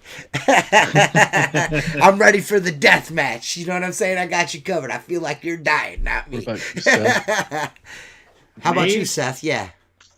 I'm probably using a 14-inch brass Etere. Yep. With a old school Etere like lock-in channel. Makes, you know what I mean? Makes like sense to me. down. That's your what I'm wheelhouse. doing. That's your wheelhouse. That's what I'm doing. Yeah. Yeah. That's what I'm up to. Yeah. All right. What about you, Jake? Yeah, like that right there, man. What do you think about that? Backflip all day. So you're talking about like this, right? Yeah. It's super weird, man. It's weird, dude. It's like, you know, your mom had to teach you how to hold, it's almost like your mom had to teach you how to hold your wiener when you had to go pee. You know what I mean? It's like, bro, what are you doing there? Yeah, get you. How about, and here, settle a debate for us, Keith. How about one clip or two clips in that Sorbo channel to hold the rubber, and do you use one clip or two clips? I got one clip on each side. Oh, see, I'm a one clip guy. Two clips. He's a two clip guy. Sorry, Jersey, he's a two clipper. I tried that last week. I tried using 2 clips, and I I just can't do it, What man. is the point? I don't Doesn't understand do it either. anything different. It doesn't do anything different. I can't figure it out. It's just an extra one you got to put in. It does nothing. It deforms the rubber. I'm lazy. It's a pain, man. It's a pain, Yeah. dude. It's a pain. What do you think? I mean, is that not weird? The index finger right there. You don't feel like that's weird at all. I feel like that's weird, man. The index finger, I've only ever seen that one guy squeegee by hand or whatever the heck it is. Yeah. I don't actually know, but dude, I might think that I actually do that because I feel like it allows me to give more pressure in just the right spots. See, I'm not a pressure guy. I'm all about, like, I let the weight of the squeegee do all the work. I don't press down. Yeah. I'm butter. TJ's a wiggle worm over here. Everything's just sliding around and going, you know? Hey, listen, you make 400 videos of using a under 0 degree on a pole, and that's all you're known for. You know what I mean? Like, come on, guys. No clips. Hashtag no clips. Which side do you have one clip on? I usually put the one clip in the lead edge of the squeegee. And what I mean by lead edge is the one that goes into the gasket first. So it's always that right-hand side. It's always that one for me. If I was left-handed, it would be the left hand. It would only have one clip in the top left-hand side. You know what I mean? You guys understand what I'm saying? So the lead edge of my squeegee and my stroke, that'll have the clip. The other will hang. I agree. That's how I do it. Mine's on my top left. Yep. Because I'm left-handed. Left-handed, so man. That's how I do it. Keith, we've broken Keith with the index finger question, guys. I'm glad. He's like, I don't even know if I do this. We broke him, man. Someone He's asks you how broken. you do something, you're like, I'm not even sure how I do it. We broke Keith Kalfas. He's broke. He's still trying to decipher that puzzle we just laid out for you. Oops. Yeah. You think you would put your... I see, man, I just can't do the index finger, man. It just seems super weird to me. I've only ever done that when I'm doing small panes before. I've only ever done it on small panes. And I don't know why. Cute dog. I like the dog. Yeah. Sorry, I cut you off. No, you're all right. He got into the studio. He's trying to jump up and... He's just wanting to kick it with you, man. He misses you. Oh, he does. Did you see that?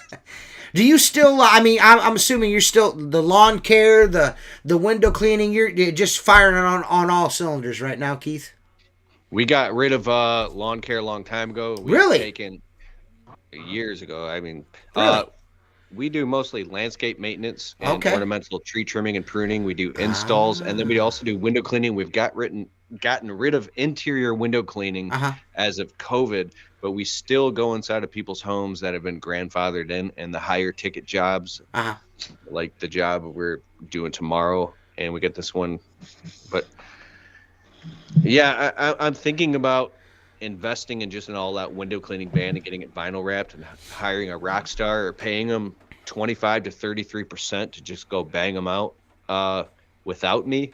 But I'm personally sick and tired of going inside of people's homes. And I mean, it's not for everybody, man. I know there's a couple of guys around here that run pressure washing companies. They're like, I'll do the outsides if you want to do the insides. And I'm like, listen, I'm not touching any glass I ain't doing both sides of, but I appreciate the offer. You know what I mean? So if you want me to come in and do both sides, I will. But I'm not going to Pizza Hut and you're eating like the crust off the pizza. I'm not doing that. You know what I mean? I'm eating the whole slice, my guy. You know what I mean? I'm not that dude. You know what I mean? But there's a lot, and they do really well with just the exterior stuff. It makes sense for some people, and some people it doesn't make sense for, you know what I mean? And clearly, Keith, you are not the guy that's doing the interiors of anybody's windows. I get, and that's a question I've been getting a lot lately. Do you do the insides? And I'm like, yeah.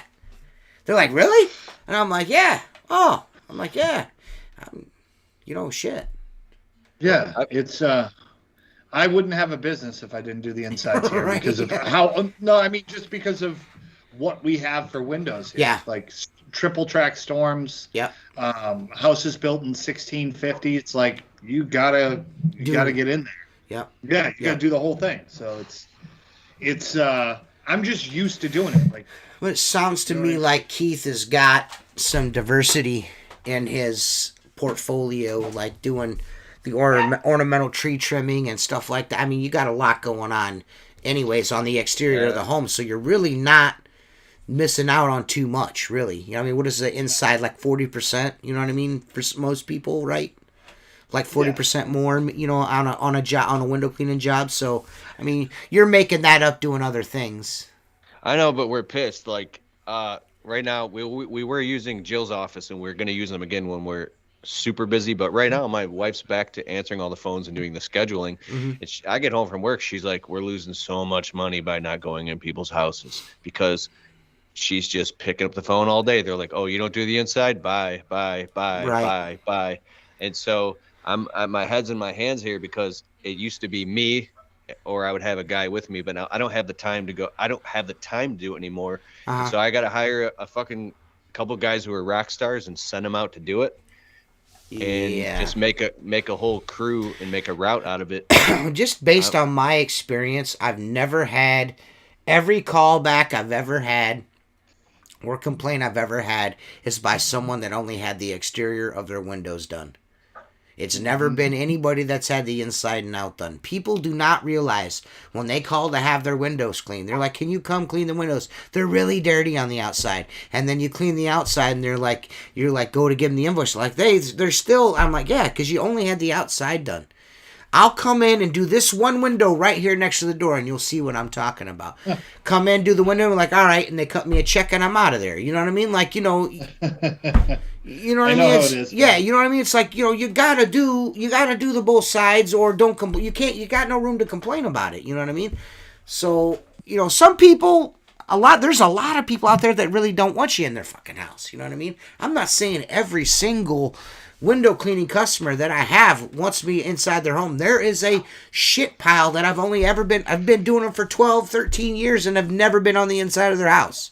You know what I mean? So there's all different kinds. For every one of those people you're probably turning down to do their insides, you're still booked out 2 months, Keith. So you got to look at it that way. You got to look at it that way, you know? By mid-July, I'm sorry. By 4th of July, we were already booked out till winter for the end of the year. It's like, and so luckily we have enough leads and referrals. We have enough calls coming in that we can cherry pick jobs. And I mean, there's still money. I mean, technically there's still money on the table, but you're still making money. You know what I mean? Like so gutter cleaning, we just for a client, we just did 16 gutter cleanings for one client, and I don't even like going on roofs unless it's a walkable roof. Yeah.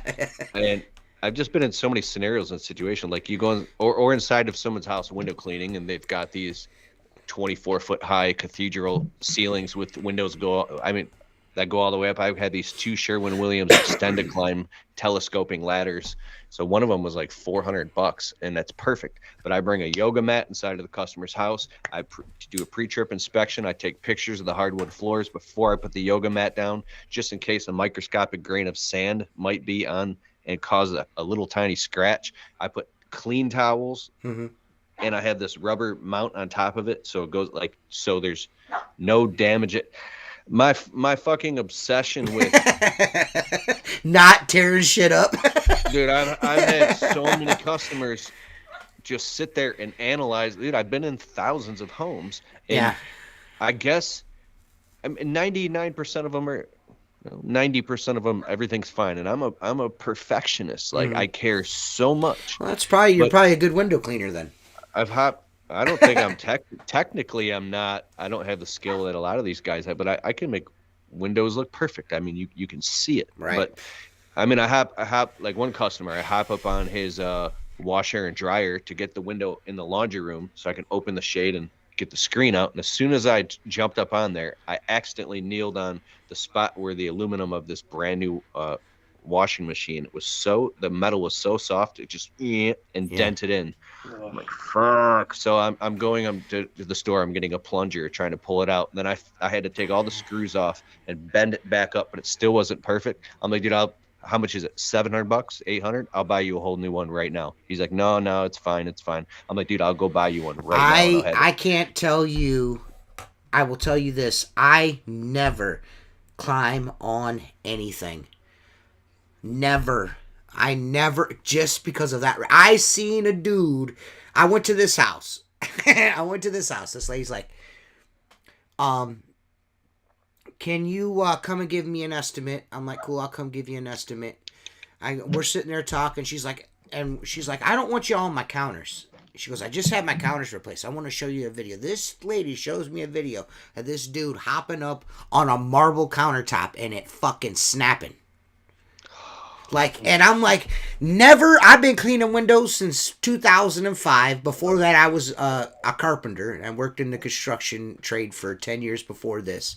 I have never in a million years thought about, hey, I'm going to hop on this marble countertop. You know what I mean? Like, why would you do that? You know what I mean? Like it's, and I'm not saying you're a goofball or anything like that, but I mean, we have these houses that, like, here's the customer's kitchen sink. And it's so far back, it's like, 3 feet back. And then they have a window that goes up literally 8 feet, these monster windows. And the only fucking way you're getting up there and reaching is if you actually jump up on the sink and turn the dials, stick the screens out. You need to watch the Squeegee Life YouTube channel and get you some 0 degree skills, my guy. You need to bust out that pole and get down with the getting it down. There is not a 6 foot ladder, a 4 foot ladder, or a 2 foot ladder on my truck. If it's within reach of a 12-foot pole, that's how I'm doing it. If I can't do it with a 12-foot pole, that means I'm on a ladder, a stack ladder or an extension ladder. I don't do the climbing on things. I don't do that. If I can't get it with a pole, it's probably not getting got. You know what I mean? If you got some goofy shit going on like that, there's just sometimes you got to cut your losses. Like, is this $10 I'm going to make on the inside of this particular window right here worth me replacing this $5,000 countertop? Probably not. Probably not. You know what I mean? No. So I've just found by necessity in those situations, that's how I've gotten as proficient as I have. And the people that see my videos, they know what I'm talking about. As proficient as I am with the pole because of that. Like, I don't climb in booths because I've had to pay for restaurant booths, ripping the seat, doing the Mark Tanner, standing in a restaurant booth and ripping the vinyl sleet. I don't do none of that. I reach over with a pole. I do everything with a pole. I use this Unger 0 degree handle with a 14 to 12 inch S plus channel on it, and I do everything with a pole. Oh, so you're like an artist. Like, you can literally... Yeah.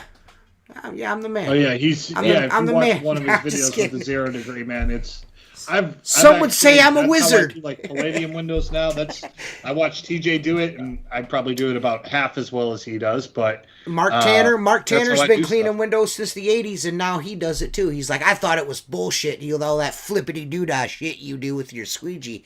He goes, but man, it really works. I don't have to climb on stuff anymore. And that's like, yeah, it's strictly out of not wanting to climb into stuff because I'm chubby. I don't like bending over. That's 2. And then 3, like, I don't want to tear nothing up. You know what I mean? I don't want to chance taking. I've had A-frame ladders break on me and me fall before. I've had stacks slide down a window, wall in a house and crash. I'd rather just, if I could go the most like minimal amount of equipment into a house, the better. That's the way I look at it. You know what I mean?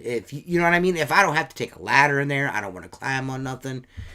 I just, I don't. Man, you got to do. So what about these? We do these people's houses. There'll be like these. I really apologize. I got to let my dog out of the. Oh, you're fine. Yeah, you're fine. The dog's fine too.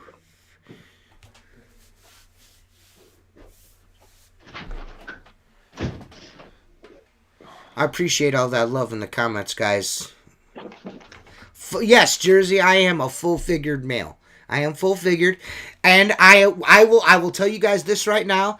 I plan to be in Jersey's full-figured plus-size issue of the American Window Cleaner magazine coming up in August. You're going to get to see me in a string bikini. It's going to be great.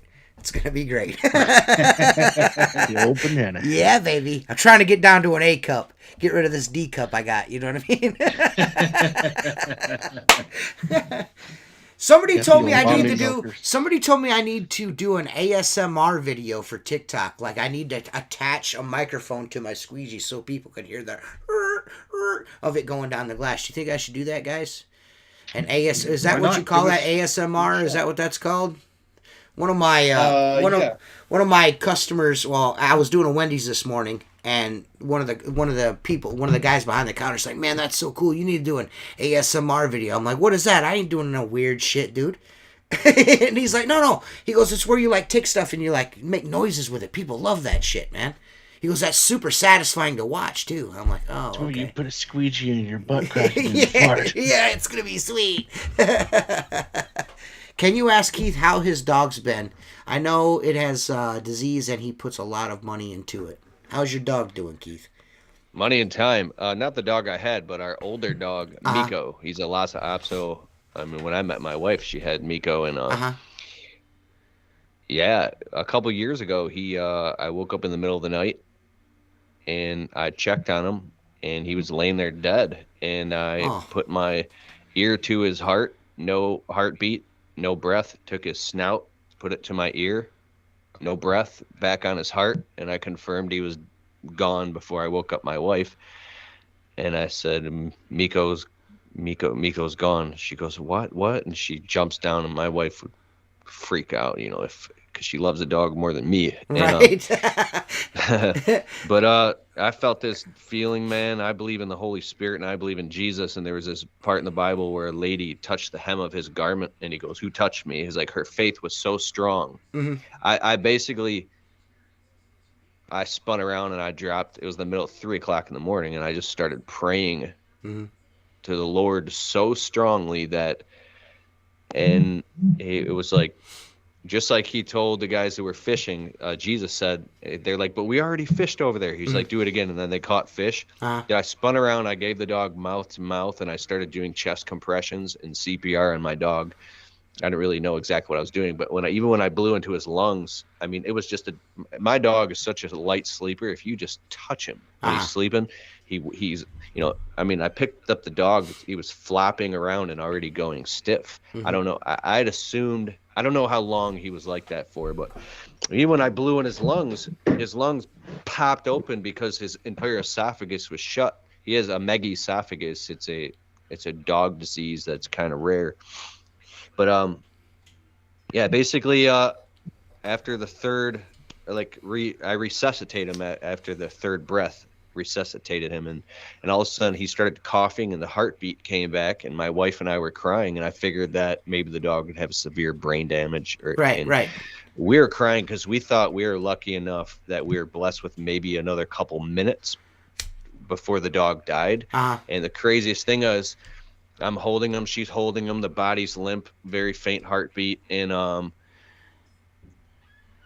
the dog comes kind of back to life, and I put him down, and he shakes off, and now he wants to go outside and go potty. We're getting ready to rush him to the vet. Right. And then he goes outside, he lifts his leg, and he pisses, and I'm like, oh, okay, what's going on? And we're like, so we rush him. By the time we got to the vet at 3:30 in the morning, they're checking his vital stats and everything in his eyes, and the dog is fine, and his vital stats are fine. And the veterinarian's like, what's wrong again? And I was like, I'm like, I'm not on drugs, I'm not tripping, I'm telling you what happened. And basically they're like, we'll just chalk this up as a miracle, because I mean, someone can't go without oxygen for more than 5-6 minutes, or you're dead or totally brain damaging. And so I just had this gut feeling or spiritual connection that maybe the dog astrally projected and woke me up.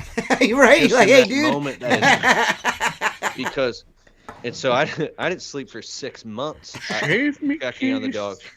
Save me, Keith. Yes. And so the craziest thing is, for now, over the past 6 months, it's crazy. We got that little puppy I showed you. Our old dog he's doing well, and I built him this chair so he can sit up every time he eats, so the food can go down, because he does have an action. It's like having a disabled child. It's very time consuming, very expensive, and he's taught me lessons about unconditional love. Right. Yeah. It's a blessing. We don't deserve dogs. We don't. The human race does not deserve dogs whatsoever. We do not deserve dogs. We just do not deserve dogs. That's my wife's. I have a lot of dogs. I have 3. We started out with 2 Labradors, and then they had puppies, and then they had puppies again. And the second litter of puppies, the first one was really rough because Hazel, the mother, did not take to any of the puppies. She was not a good mom at first.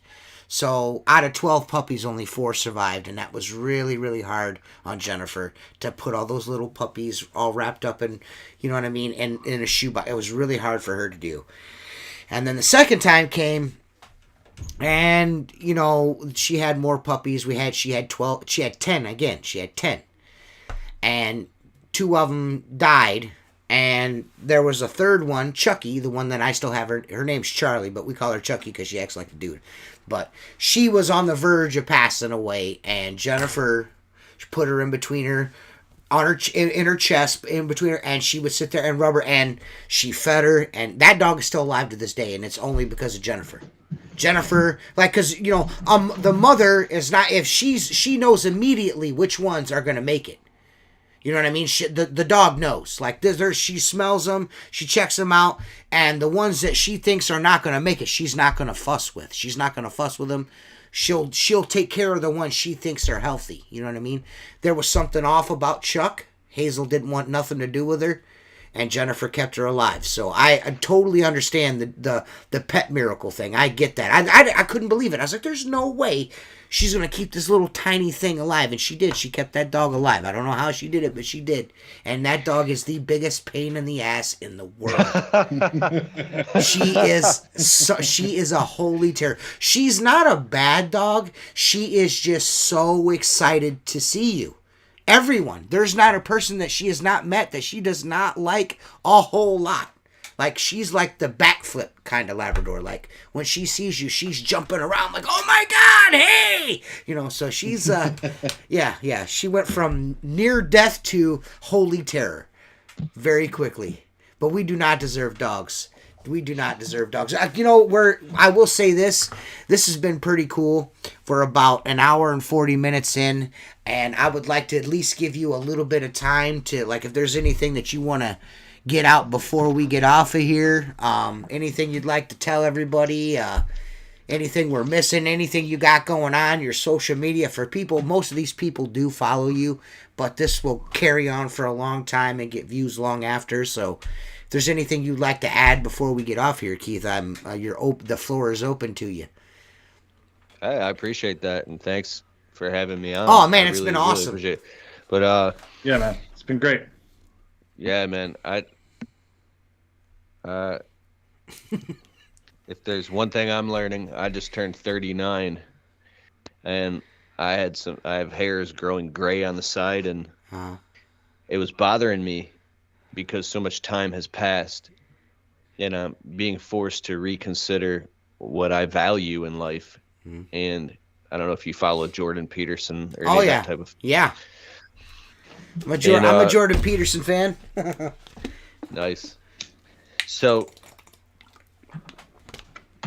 you can have $1 million in the bank or $100,000 in the bank or whatever to you. You can have your dream truck. You can be on vacation and you can be fucking miserable and feel like you were in astral hell. And you could just be sitting in your tiny little backyard or in your basement or listening to a podcast and be happy as shit because it's your state. And realizing what you're grateful for and managing your state.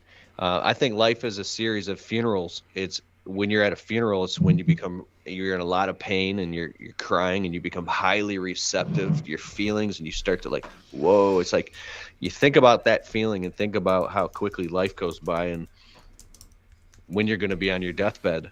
And I feel very in touch with my own mortality, and I just urge everybody to consider that. And something happened to my wife. I don't know how this epiphany came over me, but I was kind of a resentful bastard for a long time. Just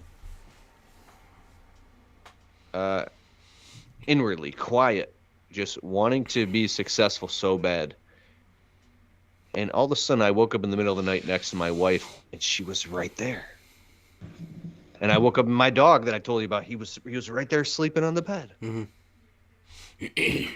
What I'm talking about is like, you can go through hysteria in your mind and feel like your life is a living hell and you're tortured by the things you don't have yet and that you're not where you thought you should be by now in life, and it causes you all this angst.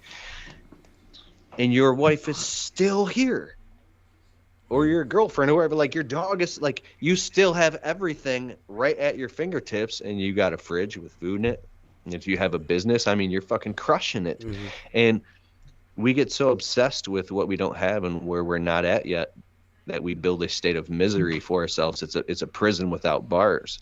And I think it's important to press the reset button on yourself and get cognitive about how much gratitude you should have before something bad happens, like a car accident or something horrible or a near-death experience that forces you to wake up and see the big picture. Right. Get it right now and realize that you're still young as shit. Even if you're 50 watching this right now, you are still young as shit. And every minute is a new minute to turn it all around. I've been listening to some books on I'm obsessed with like neurolinguistics and neuroscience and quantum physics and all this stuff, as far as I can go without having to actually physically do drugs.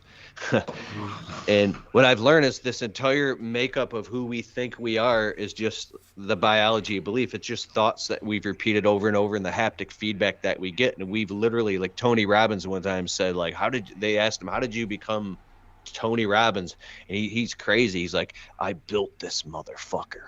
Like third person, I built this motherfucker. Like, you're building yourself, whether you're building yourself to be a victim or not, or you're not a victim. Like, God, I'm obsessed. It's like AI. We're walking around in these biological AI systems, but it happens to be your fucking brain and your body, and we're these spiritual beings, and we're in these weird prisons without bars. And I think that when you become in contact or in touch with that part of you that can't die because it can never be born, that's what I'm becoming more fascinated by. I used to be fascinated by it a lot, to the point where I used it as an escape because I didn't want to stand up and take responsibility for my own life and face hard things and have difficult conversations. And now that I've done a little bit more of that, that's where the balance is coming back in. So just fucking be happy and do what makes you happy, and stop looking at other people. That's what I want to say. That's super duper good advice. You know, I'm actually writing an article for American Window Cleaner magazine. That's I actually do a monthly column in there, you know, Ask T Squeegee, which is, you know, me being a goof. And then, you know, I've been writing a few articles here and there, and I'm actually doing something about your competition. And I really cannot stress that enough. Worrying about the other guy, or what another guy's got, or what another guy's doing, even business, or your neighbor's got a nicer Corvette than your Corvette, whatever the case may be, worrying about that, you can't control none of that shit. You know what I mean? Only thing you can control is what this thing that you got going on around you. You know what I mean? Time is short. It's fleeting. Why focus on dumb shit like that? You know what I mean? Like my cousin always used to say, don't sweat the petty things, pet the sweaty things. You know what I'm saying? Like, you know, stop and smell the roses. You know what I'm saying? You know what I'm saying? Like, stop and smell the roses, fellers. You know what I mean? Like, you know, my cousin, you know, in the 1980s, you know, he was a holy terror with the women's. You know what I mean? Like, and that was that little tidbit of advice. You know what I mean? I'm not that same guy. I mean, he's a completely different guy than I am. He's actually handsome. But, you know, when he said that to me, I was like, man, that, like, you know, I know what you're saying, but man, that's like a gem right there, dude. Like, you know, you can adapt that to all forms of life. You know what I'm saying? Like, that makes all the sense in the world. You know what I mean? Don't sweat that shit. You know what I mean? Like, why sweat things? There's especially things that are out of your control. You know what I mean? You just, what can you do about that stuff? You can't, there's nothing you can do about that stuff. You can't, well, this guy's, he's charging $50 less than everybody else in there. What are you going to do about that? You're going to hold him down and, like, give him a pink belly? What are you going to do? There's nothing you can do about it. Only thing you can do is just go out, focus on you, do your thing, and all the other shit will just settle itself out on its own. There's a big secret. When you, even if you just have a little tiny business, and when you fall in love with your business again and fall in love with what you're doing and get excited about what you're doing, fuck everybody else, and just do your thing, that's where your influence will grow. And then just do that for a year and watch your life, how much more awesome it is. Yeah. Yeah. I mean, I would say over the past 2 years, this is the first time in my life I'm excited to get up at 5 a.m. tomorrow. Right. Like, you know what I mean? Like, Right. it's been like I'm pumped to go to bed and get up and do it all again. You know what I mean? Yeah. It's just there's a very small window in life where health and all this is going well for you, and just take it in. You know, Keith, someone has a question for you before you go. They would like to know, Keith, before he goes, if he is a member of Howard Partridge's Inner Circle group. No, but I just brought up Howard Partridge earlier, and I was watching him on YouTube, and I'm like, dude, this guy, he just walks unapologetically with authority. So I would like to learn more about that. Right. Yep. And then also before I go, I say, you guys got a podcast. So do I. Check me out. My podcast is the Untrapped Podcast on all the platforms. We just hit 400,000 downloads. Nice. And I started my podcast with nothing but my phone and just talking into my phone. And that's pretty much, that's the same way this started. You know what I mean? Here we are 3 years later, still normally 4 goofs talking about window cleaning. You know what I mean? No one ever thought it would go as long as it's gone, but it does well. You know what I mean? It's good. It's good to, like a guy like you probably bring something different to the table than we do. In fact, I know that you do.